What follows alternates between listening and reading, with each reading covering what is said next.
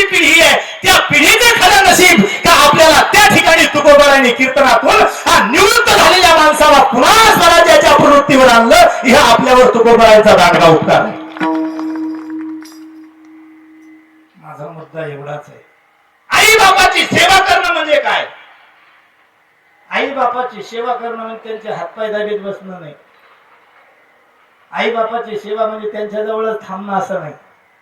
त्यांची फिजिकली हातपाय, अरे लय लोक आहेत महाराज असे, ते दिवसाला 10-10, 5-5 मिनिटाला बेड बदलतात.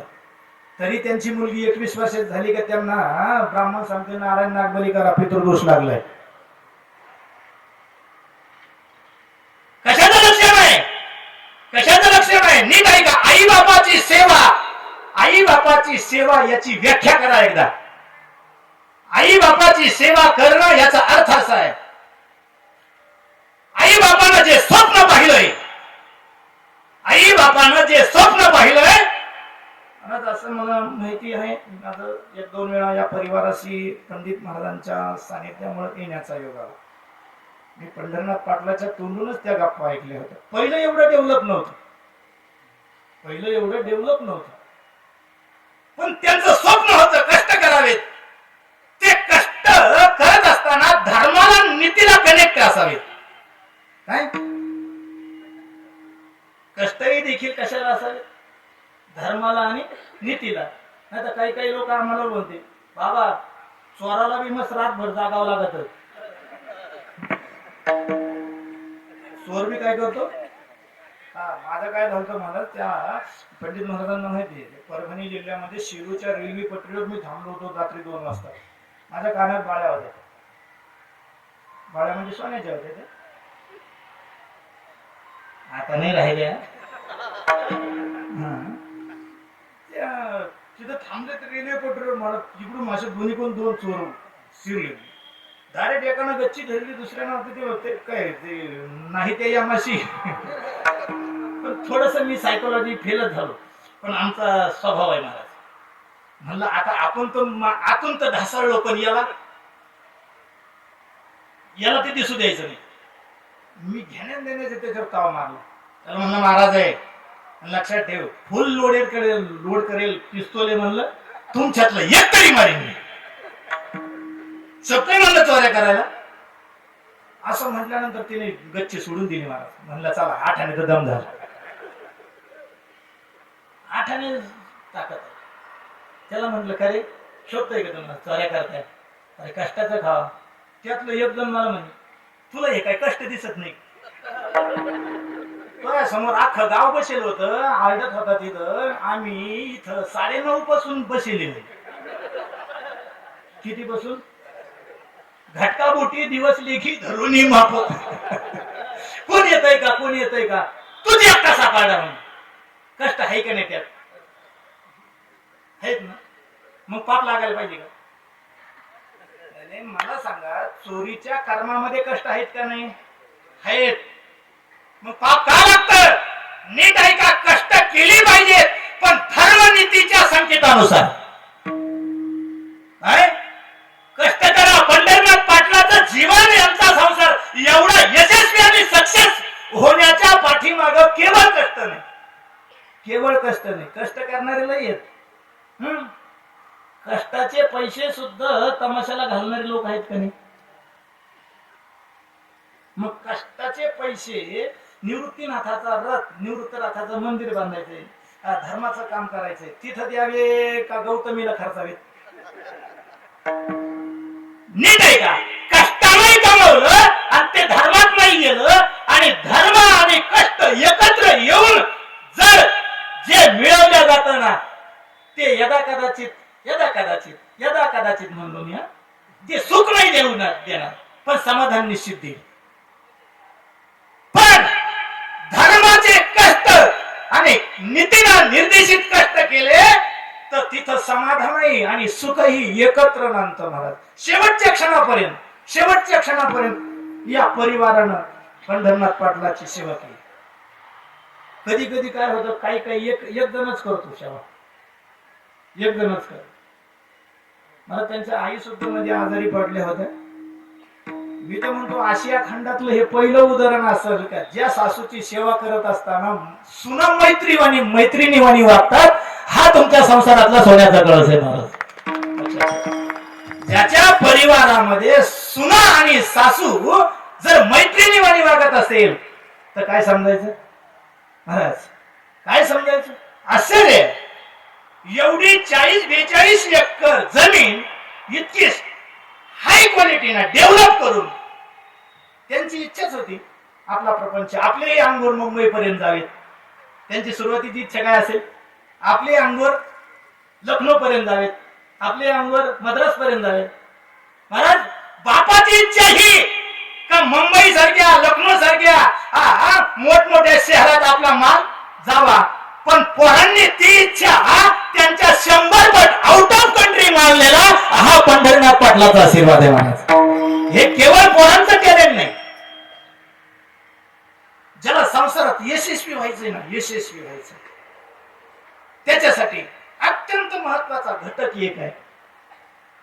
अलीकडे काय झालंय, बऱ्याच वेळेला मुघून सांगितलं जातं आई बापाचे आशीर्वाद पाहिजे. काय पाहिजे? आई बापाचे आशीर्वाद पाहिजे. काय काय म्हणते? आई बापाची सेवा करा, आई बापाची सेवा करा. आता खरं सांगा, तुम्ही खरं सांगा, जो मुलगा बाप मरायला लागला, बापाला शेवटचा अटॅक आलाय, 2-3 मिनिटं राहिलेत जायला, बाप किंचाळतोय अरे मागे ये. मुलगा फक्त 4.5 ते 12 कोसावर होत. किती? 12 किलोमीटरवर. शरीर त्रेतायुगाचं होतं. एक पाऊल उचलला का 3.5 फूट कटत होतं.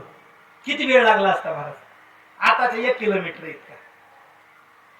बाप मागे किंचाळतोय, पाठीमागे मुलाने यायला पाहिजे की नाही? यायला पाहिजे की नाही? तुमचा काय अंदाज? यायला पाहिजे ना? मुलाने यायला पाहिजे. मग जो मुलगा आला नाही, पुढे गेला, या मुलाला तुम्ही चांगलं म्हणाल का वेड म्हणाल? नाही. बाप इकडे मरतोय, मुलगा पुढे निघालाय, बाप म्हणतो काय असेल मी माफी मागतो, पाया पडतो, पाठीमागे, पण मुलगा आला नाही, इकडे बाप मेला. असा मुलगा चांगला आहे का? नाही. त्या मुलाचं नाव सांगतो मी, मग कन्फर्म सांगा मला. त्या मुलाचं नाव आहे मर्यादा पुरुषोत्तम भगवान प्रभू रामचंद्र. चित्रकूटात भगवान प्रभू रामचंद्र आहे. बाप कुठे? अयोध्येत आहे. आणि बाप सांगतोय माझ्या वचनाला गाडी लाव. Noted two point. माझ्या शब्दाला, माझ्या वाक्याला गाडी लाव, पण पाठीमागे ये. मी पाहिजे त्या वेळेला त्या कैकेयीची अजूनही महाराज लक्षात ठेव.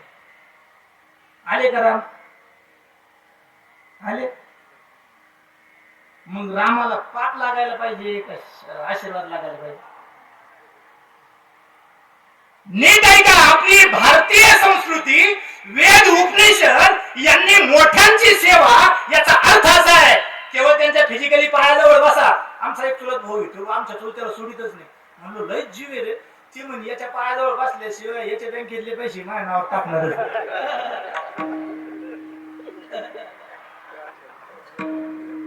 मूर्ख आहेत ते, शूद्र आहेत ते. महाराज आई बापाचे आशीर्वाद कॅश करायचे असतील ना, महाराज रामप्रभूला का पाप लागलं नाही त्याचं कारण आहे, रामप्रभू आई बापाची सेवा म्हणूनच वनवासाला निघाली होती. आणि सेवा याचा अर्थ असा होतो पंडित महाराज, मी त्याचा समन्वय इकडे लावतो. तुकोबारायांनी सेवा शब्दाचा अर्थ असा केलाय, वचन न मोडी.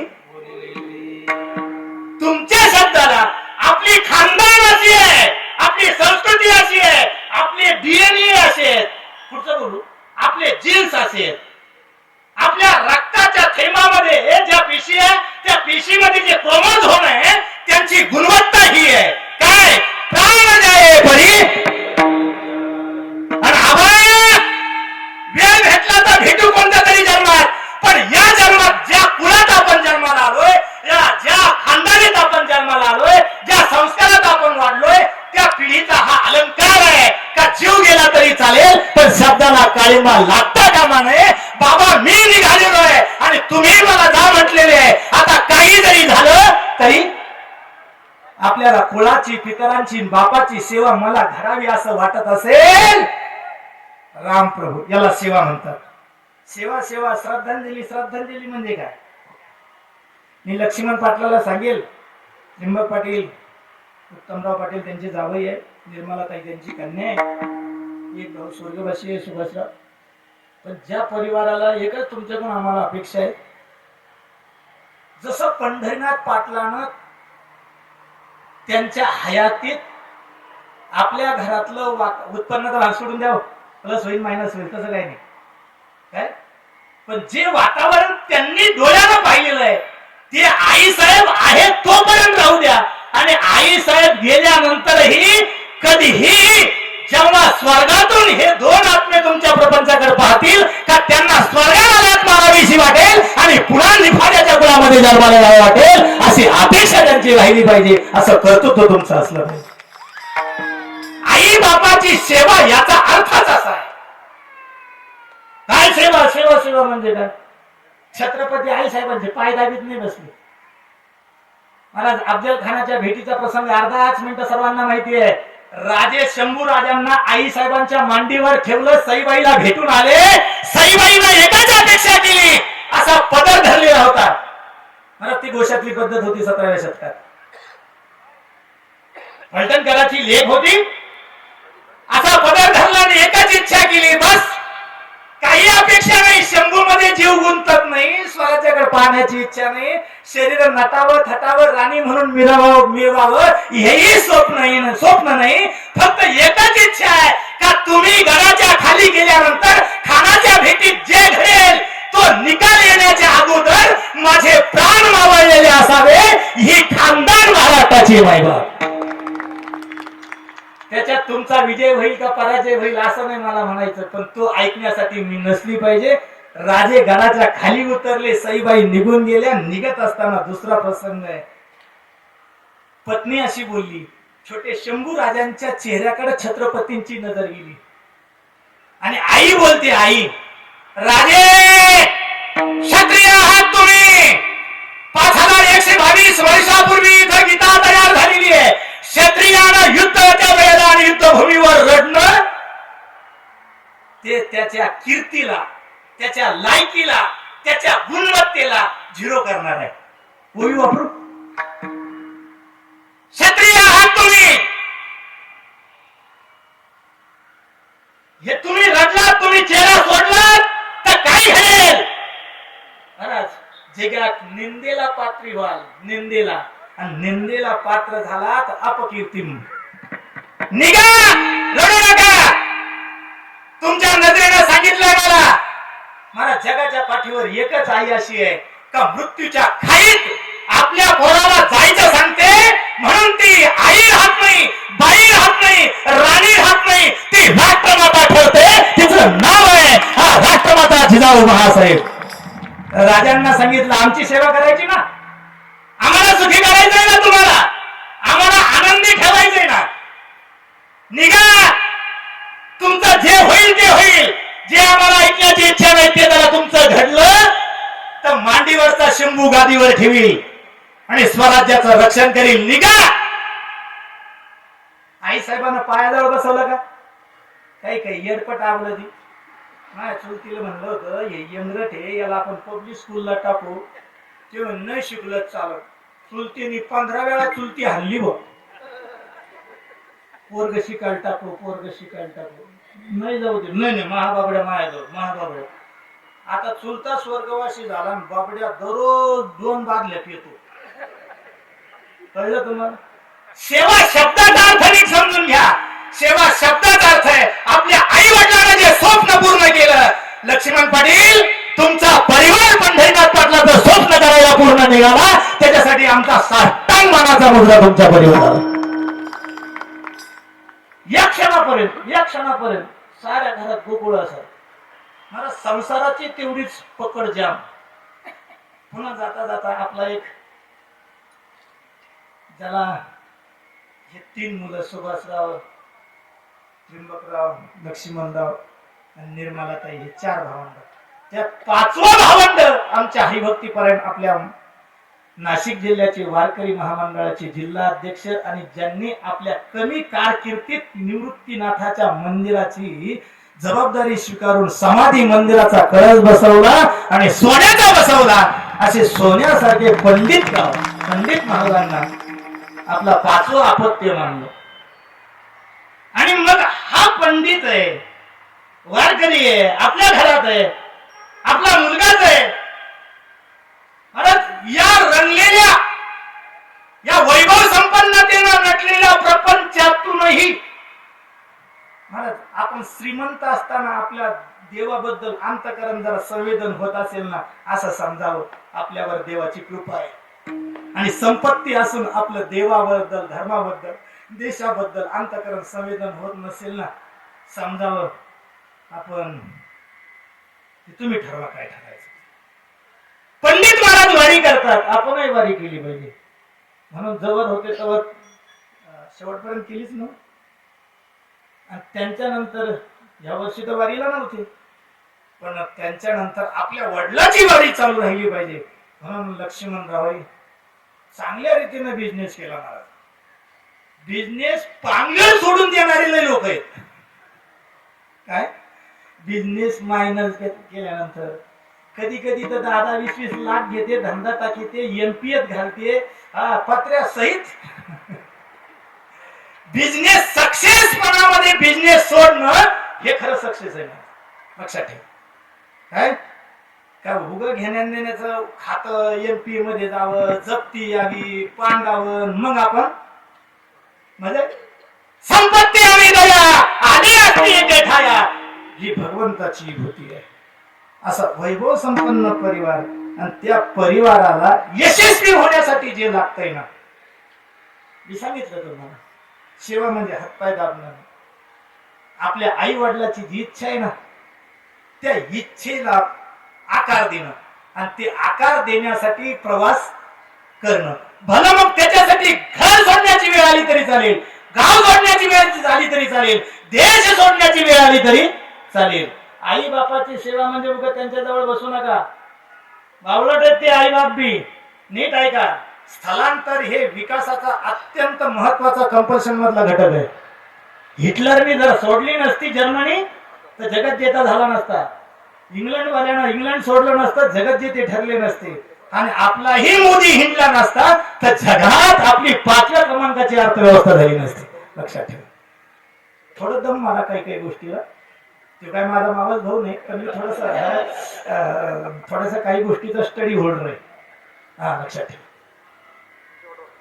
स्टडी काही निकष लावले तर ते स्टडीचे निकष करून त्यांच्याकडे पाहिल्यानंतर असं वाटतं का नाही आपण 1 नंबर पण 3ऱ्या नंबरला येण्याची काय शक्यता आहे. होईल असं. आपण नाराज असतील काही सध्याला. आता पाकिस्तानात 10,000 चालू आहे, इथं 1200 चालू आहे.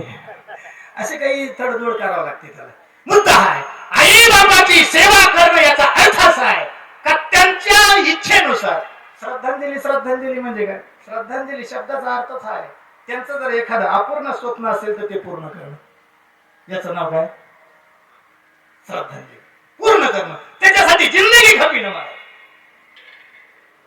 आणि ते स्वप्न पूर्ण करणं. आणि पूर्ण झालेलं असेल तर आता लक्ष्मण पाटलावर, त्रिंबक पाटलावर त्यांचं स्वप्न पूर्ण करण्याची जबाबदारी नाहीये, पण त्यांनी जे संसार पाहिला, त्यांचं जे स्वप्न पाहिलंय त्याला संरक्षण देण्याची गरज आहे.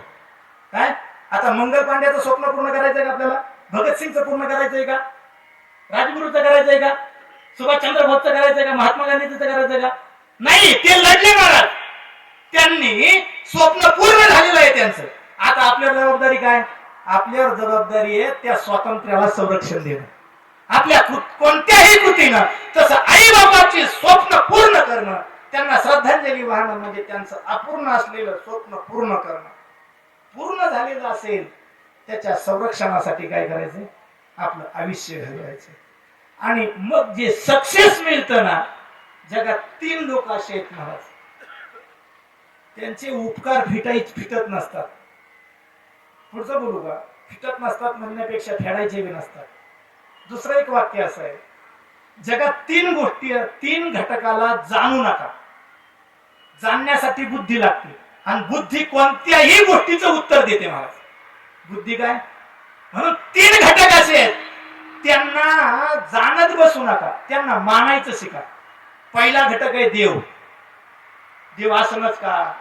असला तर कुठं असल, कसा असल, त्याला जाणत बसू नका. त्याला काय करा? मानायचं शिका. दुसरे संत.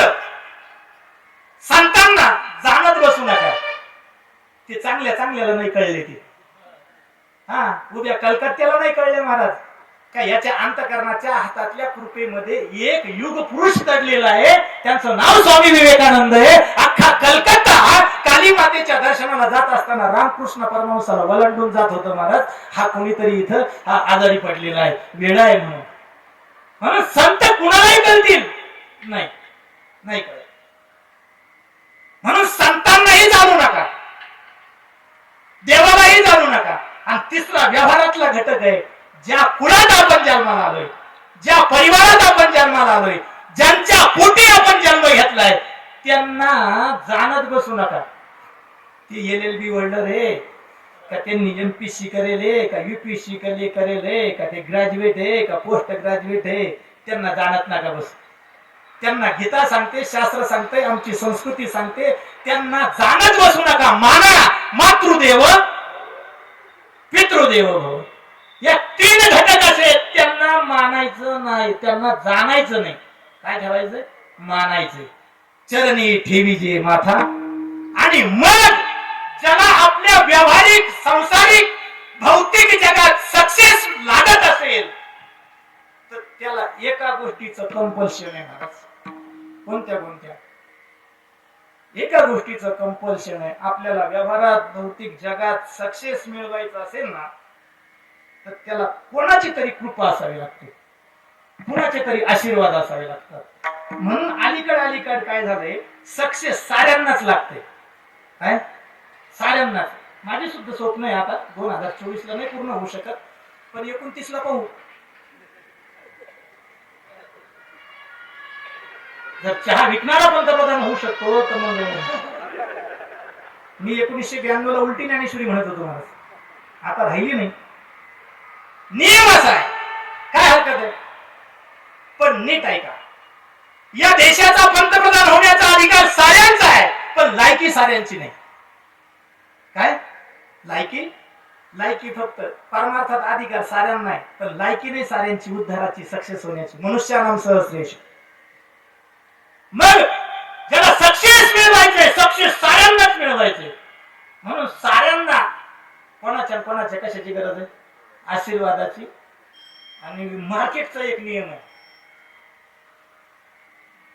ज्याला डिमांड येतं का महाराज, त्याची रेटही वाढत असते.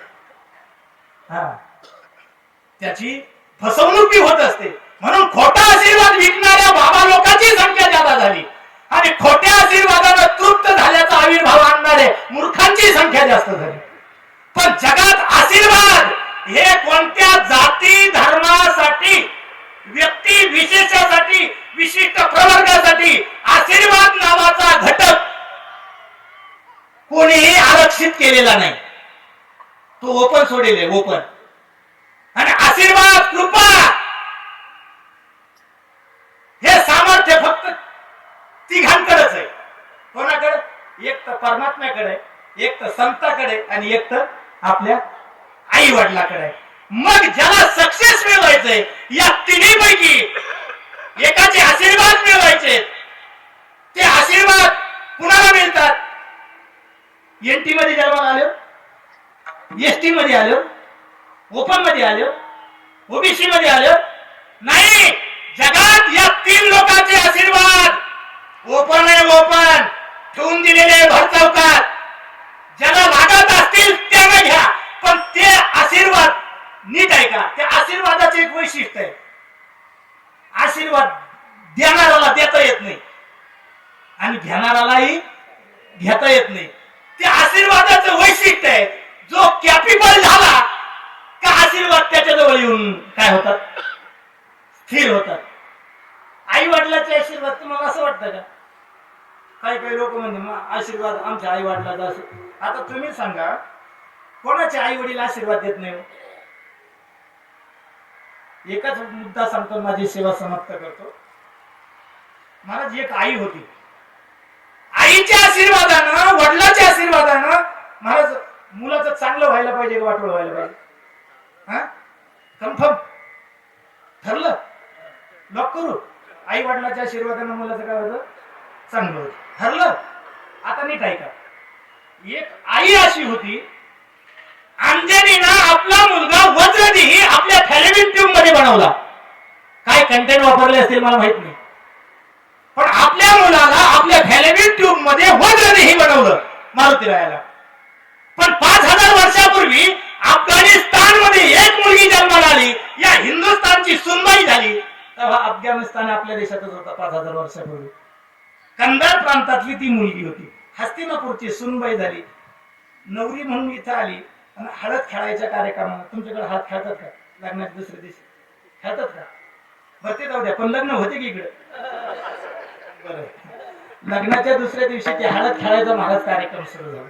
त्या हळद खेळता खेळता काय झालं, कारण आमच्या पंडित महाराजांनी केलं नाही ते. हा महाराज कधी कधी मला असं वाटतं ते घरी आले का मी लगेच सांगतो, ए भाजी बनव. महाराजांना असं चालत नाही, तसं चालत नाही. त्यांच्याबरोबर मग मलाही सवय चांगली मिळते. आणि त्याच्यामुळे ते असं सारं मग मी म्हणतो महाराज ग्रस्ती आश्रमी झालं तर बरं झालं बा, तुमच्यासारख्याची काय करता येते, सेवा करता येते. पण कधी कधी अडचणीत आलो का मी यांना फोन करून सांगतो, महाराज तुम्ही नाही केलं तेच बरं झालं. संसाराचं सूत्र आहे. आई बा ती मुलगी नांदायला आली, हळदीचा कार्यक्रम सुरू झाला. हळद खेळता खेळता आमच्या मराठवाड्यात अशी एक पद्धत आहे, सुपारी वगैरे खेळतात आणि त्याच्या अगोदर एकमेकाच्या अंगावर गुळण्या मारतात, है ना महाराज? तुमचं झालं गुळण्या मारतात. त्याच अगोदर नवरी मारते का नवरदेव मारते? आता माया बी एवढंच अगोदर नवरदेव नवरीच्या अंगावर काय करतो? गुळण्या मारतो. असं नाही, ते अगोदर काय करते, नवरी नवरदेवाच्या अंगावर गुळण्या मारते. नवरीच्या गुळण्या मारायचं झालं, नवरदेवानं नवरीच्या अंगावर गुळण्या मारायला सुरुवात केली. त्यानं पहिली गुळणी मारली, ती नवरीच्या अंगावर नाही गेली. नवरी संघ जी येईल होते का तिच्या अंगावर गेली. नवरी तर गडबडलीच महाराज. ती म्हणे हे असं काय विक्षिप्त माणूस आहे बाबा. पण दुसऱ्या 2 गुळण्या मारा, 5 गुळण्या माराव्या लागतात त्याच्यात. हा त्याच्यामध्ये अध्यात्म नाही, सायन्स आहे, ते थोडी सायकोलॉजी आहे, म्हणून तो खेळ खेळावा लागतो. लक्षात आलं का?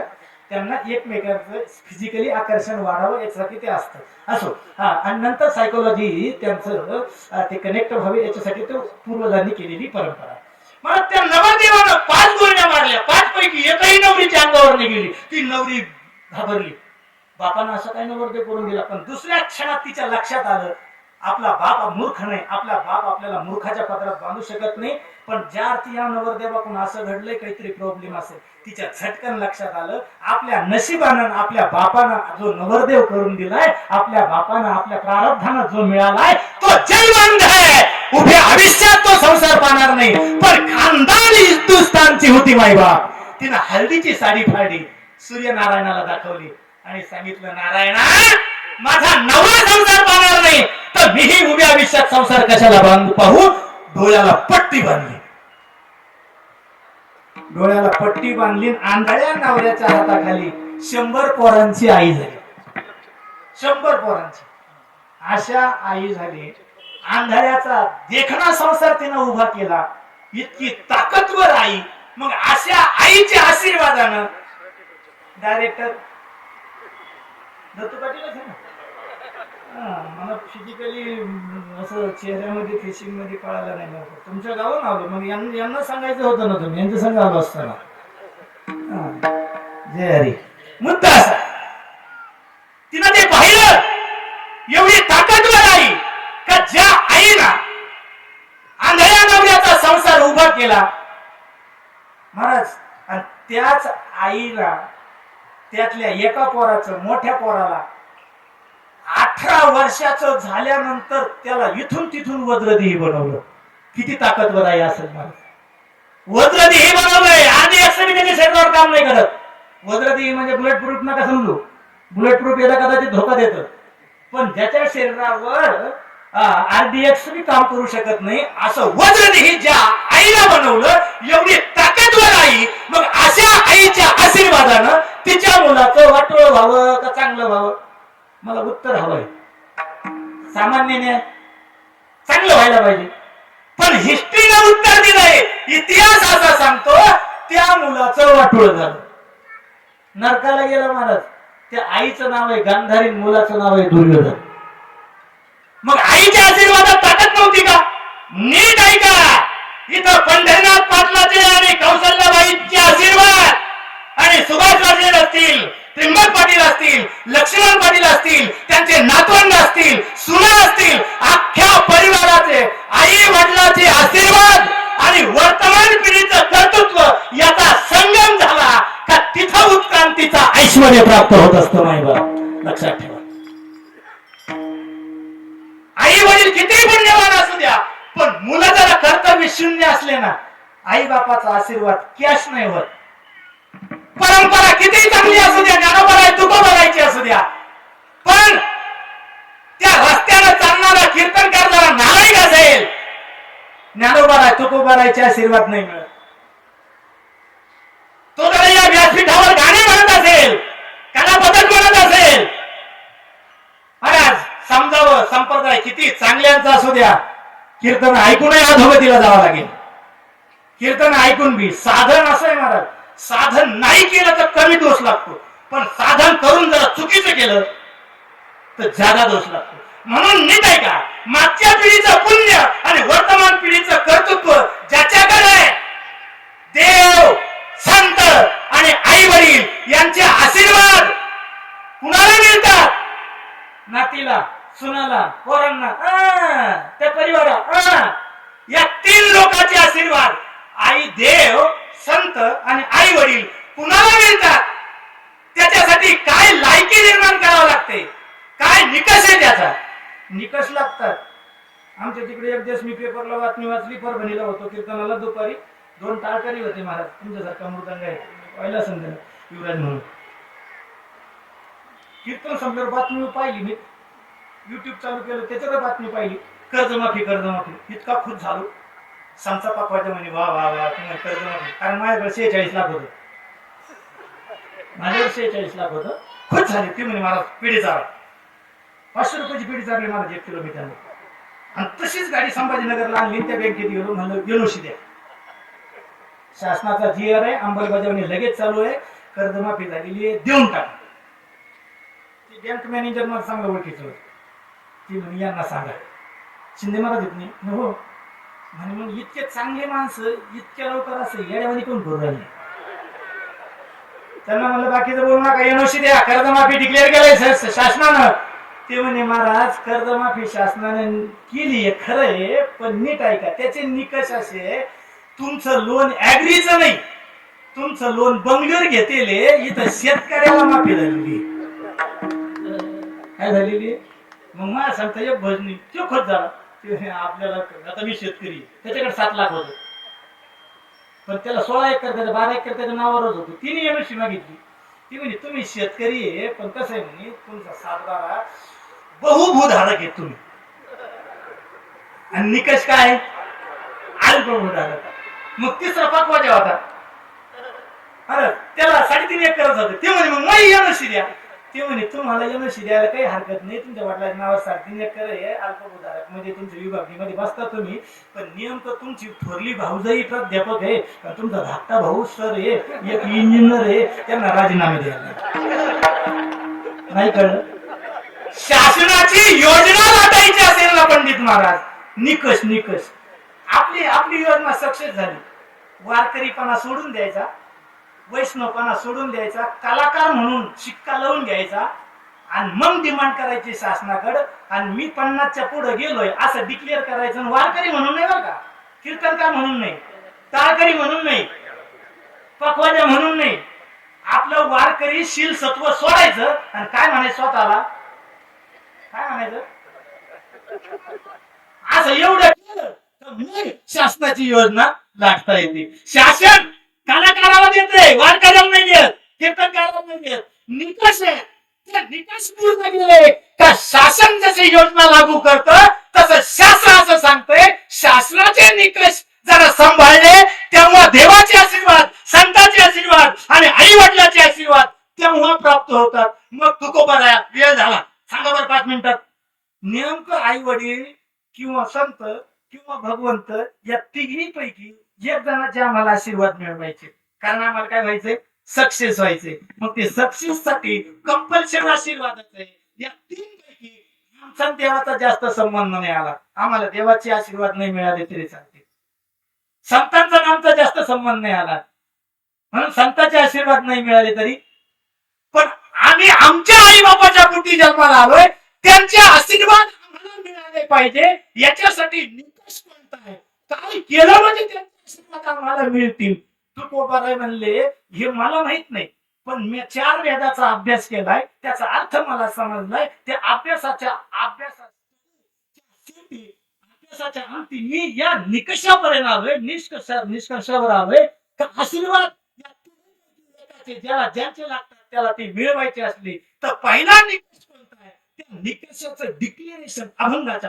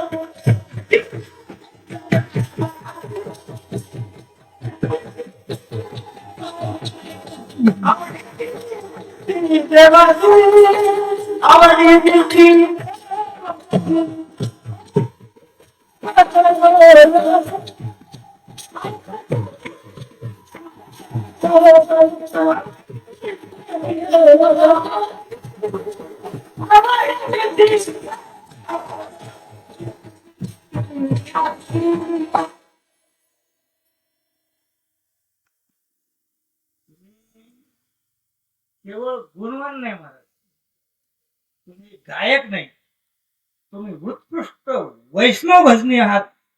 तुमच्यासाठी आमच्याकडे स्पेशल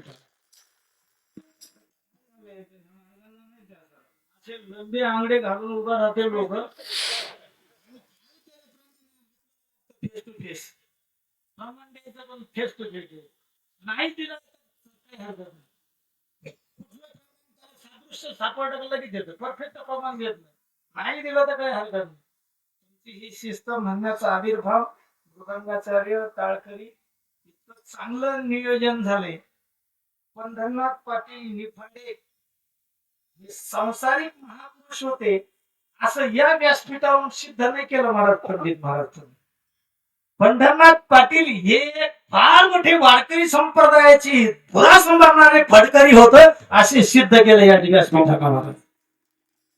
इतके उत्कृष्ट म्हणणारे, उत्कृष्ट गायक वादक, साऊंड सिस्टीम होला, त्याच्याकडे मी परत पाहिलंच नाही महाराज. या अंडरस्टँडिंग असं असेल नाही तर बरेच घेते जेवढी अक्कल राहते ती सारी डाउनलोडिंगची राहते.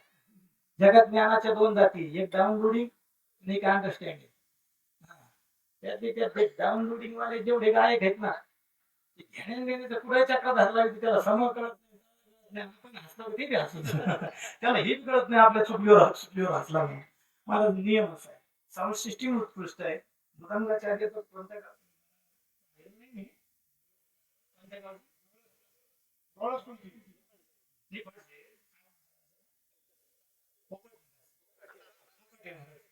तुमच्या ठेक्याला लईला मला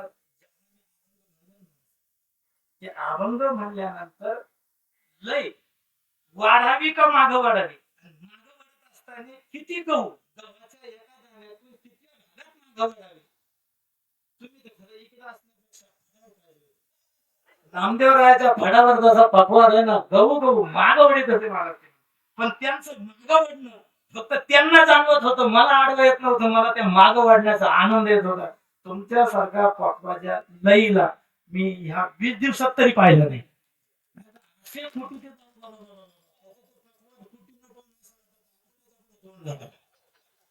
आता मी एकेकाळचा पकवाज आहे, पण मी बंद केलं. माझी इच्छा होती वारकरी शिक्षण संस्थेत 10च्या आत नंबर मिळावा आणि तोही 5च्या आत मिळावा, म्हणजे पकवाज मिळाला. पण माझ्या संत जो होता का ते म्हणे, नाही मिळाला. म्हणलं उभी आयुष्यात थाप टाकणार नाही पकवाज. मला 7वा नंबर आला पकवाज. 3ऱ्या नंबर कडे गेलो, अजून पकवाज वाजवलं नाही मला. काय जिथं वाजायचं होतं ना तिथं नाही वाजत. पण उत्कृष्ट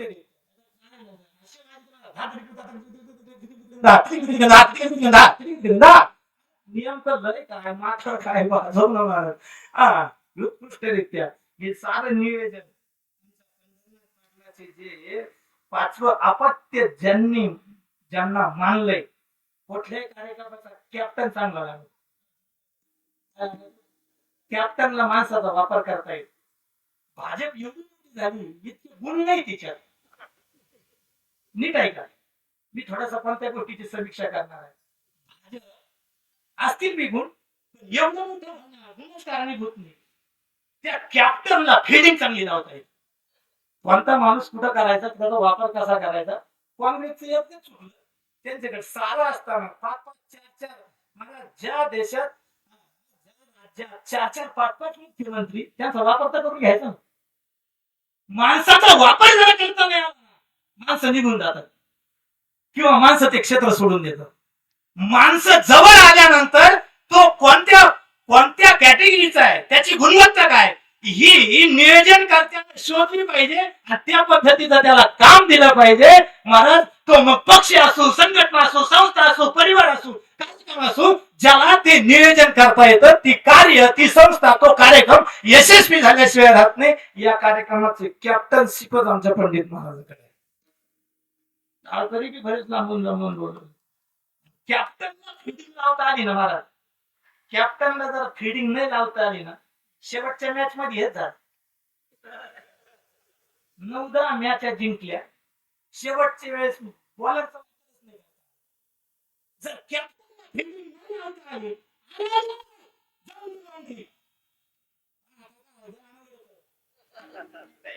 पण इथं मात्र हे 3 भाऊ आहेत. एक वारकरी महामंडळाचा अध्यक्ष आहे, म्हणून इथं या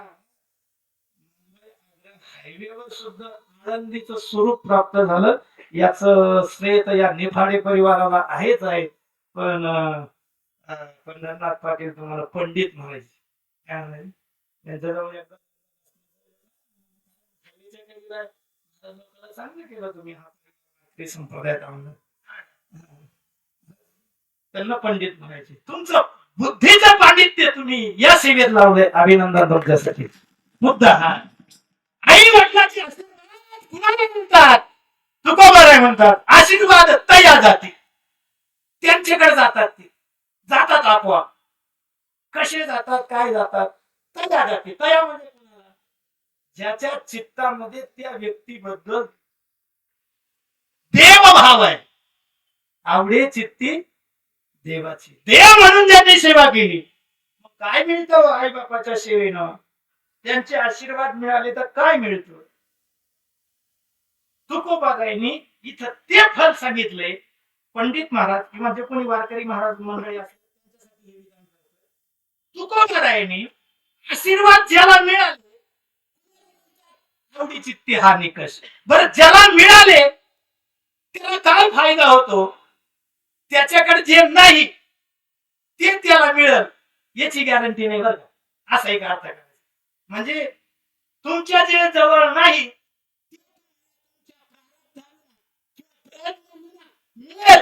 याची गॅरंटी नाही आशीर्वादात. पण तुमच्या प्रयत्नानं तुमच्या जे मिळाले यावत चंद्र दिवा करो एवढी क्षेमाची गॅरंटी आहे.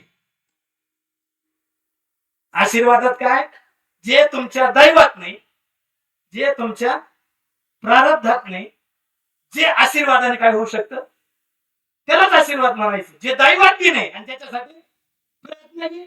आमचे चापोरकर साहेब होते अहमदपूरचे, ऐकून एक नाव, चापोरकर शिवाजीराव सुभाष पाटील चापोरकर. तुम्हाला माहिती ते काँग्रेसचे फार मोठे दिग्गज नेते होते कॅबिनेट मध्ये.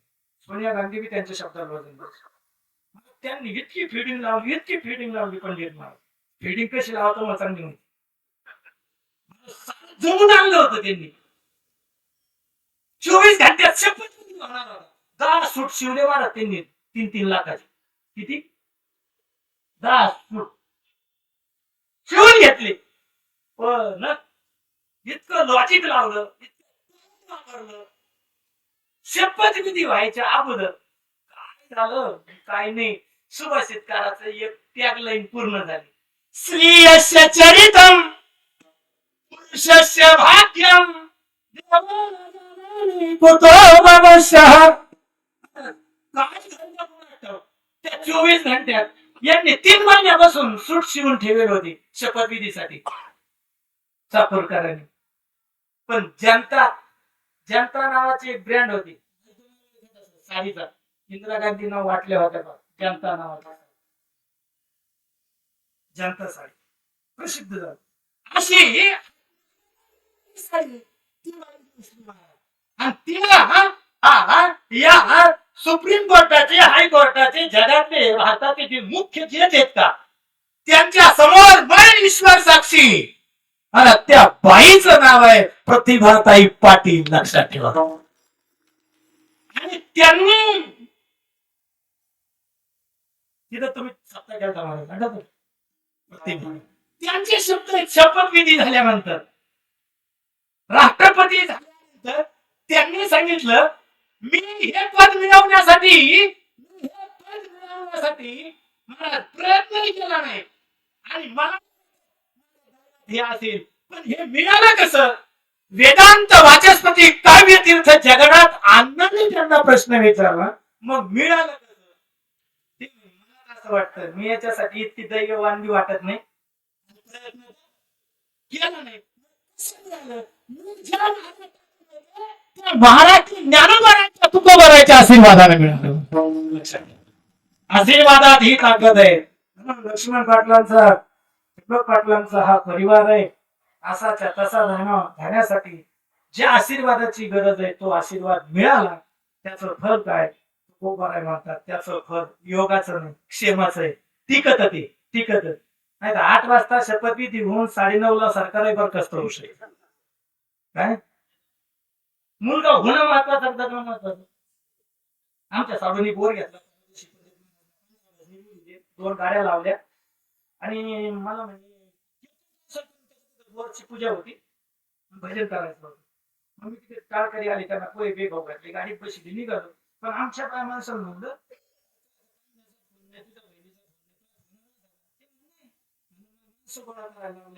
जायचं, त्यांचा फोनच नाही.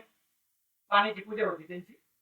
मग मी लावलं, म्हणलं का साडू तुमचं कालचं काही नियोजनाचा फोन नाही, सकाळी म्हणजे काय ते मला म्हणून काय काम होतं?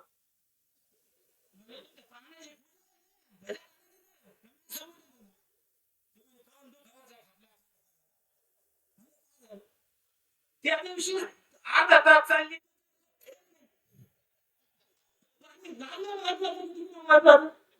महत्वाचं तसं आई बाबाच्या आशीर्वादानं तू करायचं. एका अर्थानं असं त्याचा अर्थ करायचा, आई वडिलाच्या आशीर्वादानं महाराज जे आपल्याकडे आहे ते कमी पडत नाही, याला क्षेमाचा आशीर्वाद म्हणतात.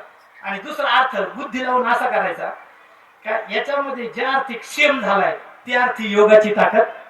म्हणून तुकोबरायांनी दुसऱ्या चरणात डिक्लेरेशन दिलंय, कल्याणाती असो क्षेम वाढो प्रेम आगळे, असा जो कोणी मागेल तुकोबराय म्हणतात नमन त्या जीवासी. आणि असं जरा घडलं तर तुकोबराय म्हणतात जगात आपले देवाचे देशाचे संतांचे सर्वांचे आशीर्वाद फक्त तुम्ही कंपल्सरी एक आहे तुम्हाला दास म्हणून होता आलं पाहिजे दास म्हणून घेता आलं पाहिजे अभंगाच्या शेवटच्या जन्मात.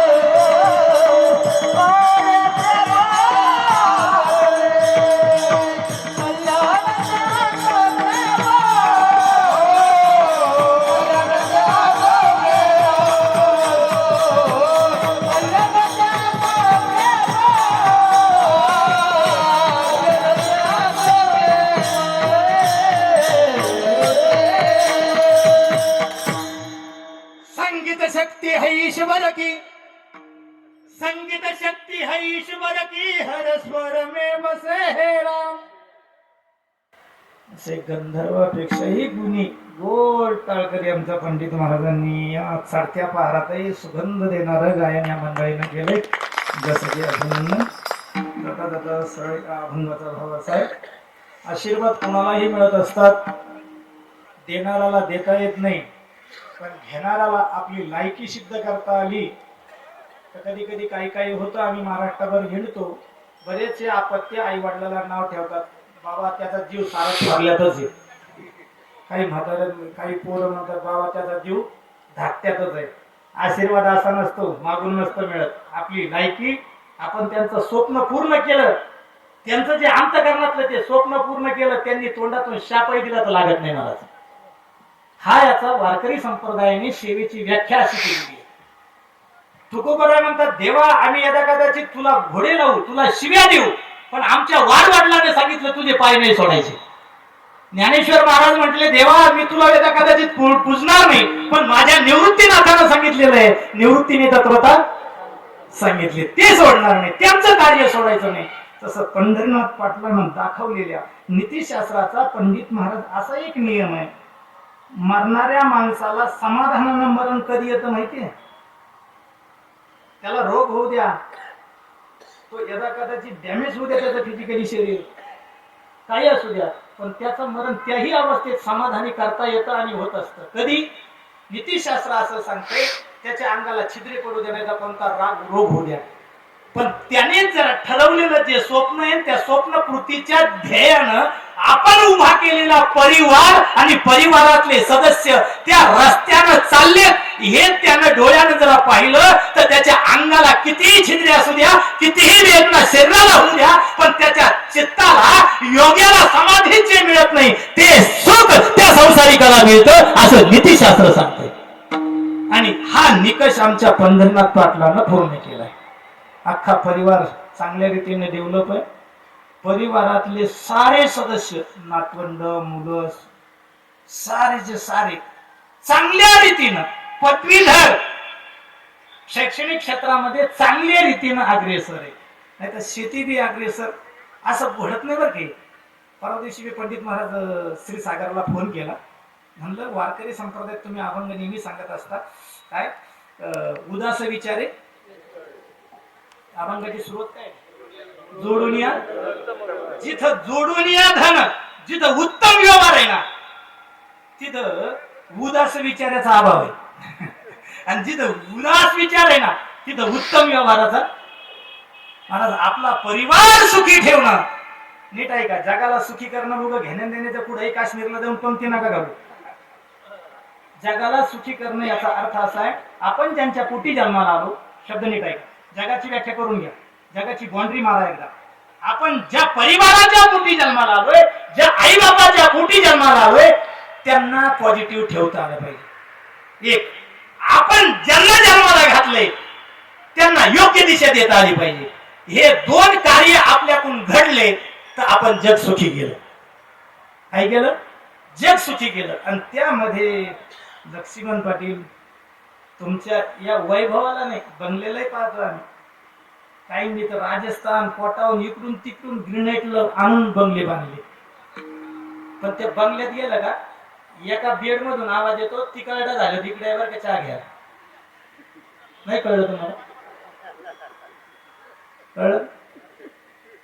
महाराज इथं या निफाडे वस्तीवर आलेला पाहुणा कोणत्या बंगल्यात जाऊ द्या, त्याला आधारामध्ये काही दिसणार नाही, फरक दिसणार. हे यांचं कसब आहे, यांचं कौशल्य, यांचं कुतूहल आहे, यांचं टॅलेंट आहे असं नाही समजे. मी कौशल्य आधीच आणि पंढरनाथ पाटलाचे हे संस्कार आहेत का ते रोमातून दिसतात मला, लक्षात ठेवा. आणि असं घडल्यानंतर नीतिशास्त्राच्या नियमानुसार मग शरीराला रोग झालेला असू द्या, वय झालेला असू द्या, पुढे असू द्या, आपला परिवार. महाराज भगवान श्रीकृष्णाला बी दुःख झालं मरते वेळेला. काय झालं? महाराज त्यानं दाखवली, त्यानं गीतेत जे सांगितलेलं ना ते हिमालयातले लोक ऐकत होते. गीतेत जे सांगितलं होतं का मा फलेशू, हे कोण ऐकत होतं? हिमालयातले लंगुटे लावणारे साधू ब्रह्मचारी लोक त्याचे घेतात. आणि त्याच्या घरातली ना एकादशीच्या दिवशी मी काय करीत होते हे, कारण इथं धार्मिक लोकांची संख्या मला जास्त दिसते म्हणून ते विधान करणार नाही. माझं ते विधान ऐकायला आध्यात्मिक लोक लागते. नीट ऐक. भगवान श्रीकृष्ण परमात्मा महाराज तडक्यानं मध्यरात्रीला नाथ सुनानं दूध आणलं होतं. तिला सांगितलं उद्यापासून आणू नको. ती नाथ सुन म्हणली मामूजी तुम्हाला आमची गरज नाही पण मला तुमची गरज आहे. माझा बाप नालायक होता, माझा बाप मूर्ख होता, पण मी त्याचा सारा मूर्खपणा मायनस केला. त्यानं एकच निर्णय घेतला का मला तुमच्या नाताच्या बरोबर माझं लग्न केलं आणि त्यामुळे मी खुश नव्हते का तुमची द्वारका सोन्याची आहे म्हणून मी खुश नव्हते. तुमचा नातू देखलाय म्हणून मी खुश नव्हते. मला एकच माझी अपेक्षा होती, माझा बाप नालायक आहे पण त्यानं तुमच्या नाताबरोबर माझं लग्न केलं. माझी अपेक्षा हीच होती का तिथं गेल्यानंतर कोणत्या ना कोणत्या अंगानं आपला जो आजी सासरा आहे ना तो जगताधिष्ठान भगवान परमात्मा आहे आणि द्वारकेचा सम्राट आहे, त्याची सेवा करायला मिळेल म्हणून माझी अपेक्षा आहे. तुम्हाला तुमची गरज नाही पण दूध घ्या. दुर्योधनाची पोरगी होती ती. तिनं सांगितलं भगवान बोलले आता उद्यापासून आणू नको, मी पिणार नाही. आणि मध्यरात्रीला असा ताण आला महाराज. कोणाला? हरिपाठ म्हणणारे, भागवत ऐकणारे, वारकरी म्हणून घेणारे त्यांनी हे नीट डोक्यात ठेवा. काय ज्यानं सोन्याची द्वारका बांधली, ज्यानं महाराज इतकी ताकद होती त्याची. किती ताकद? गिरी गोवर्धन येणे उचलिला कालिया महासर्प नाथाने हे आणिला. ही ताकद ज्यांची आहे असताना तो ताकदवर परमात्मा त्या संसारानं त्याला रडवलं. म्हणून नीतिशास्त्र म्हणतंय माणूस संसारिक असू द्या नाही तर कुठं असू द्या पण जाताना त्याचा परिवार त्याच्या जवळ, त्याचा परिवार त्याच्या जवळ आणि त्यानं दाखवलेल्या रस्त्यानं जातोय. निश्चितच पंढरीनाथ पाटील जिथं असतील तिथं आनंदात असतील महाराज, जिथं असतील तिथं आनंदात असतील. आणि म्हणून आपण आपलं कर्तव्य म्हणून देवाला प्रार्थना करायची. त्यांचं कर्म कसंही असो पण आमच्या कर्तव्याच्या या श्रद्धायुक्त अंतकरणाच्या तर्पण विधीच्या निमित्तानं आमची देवा प्रार्थना आहे.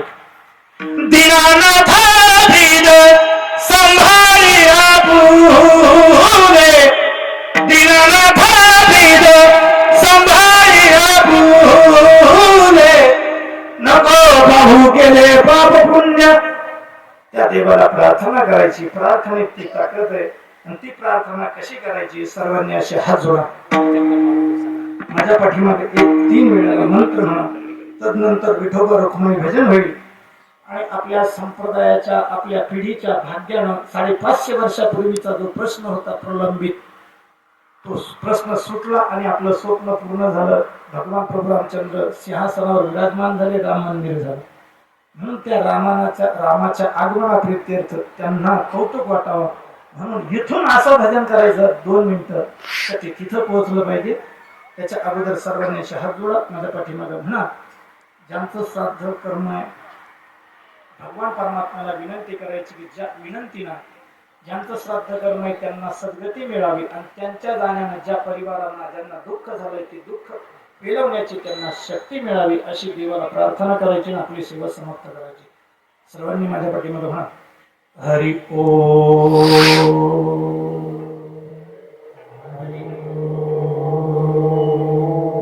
हरि ओम